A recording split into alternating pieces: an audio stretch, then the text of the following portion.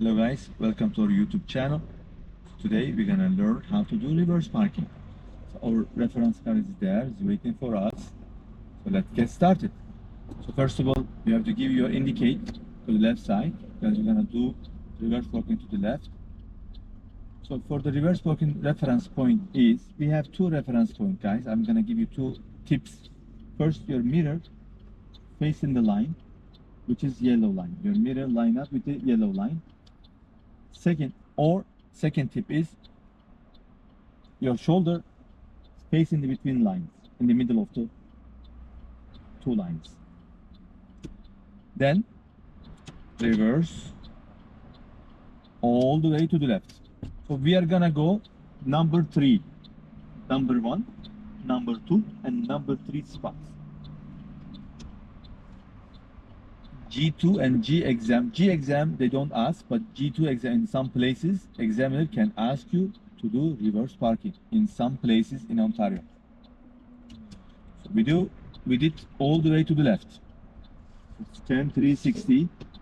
So you're backing up slowly. Look around. Don't use your gas pedal.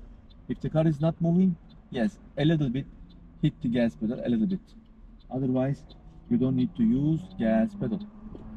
So when you are going in the line, okay, I'm trying to see the line. So I see the line now. So I'm turning the wheel to straighten the wheel. Going in, I'm straighten the wheel. You can adjust your position. You can adjust your wheel, steer to the wheel. Okay, looking back, slowly backing up. So I'm in the line. I'm checking my two small mirrors as well. I'm in the line. So where are you gonna stop? What's your reference point? So you can look at the car on the left side. If you look at the car on the left side, so you are matching the car size. Your mirror facing the mirror of the car, and then here you are. It's done. It's a reverse parking now. Then park, then handbrake. Thank you for watching. Please subscribe to this channel and support us.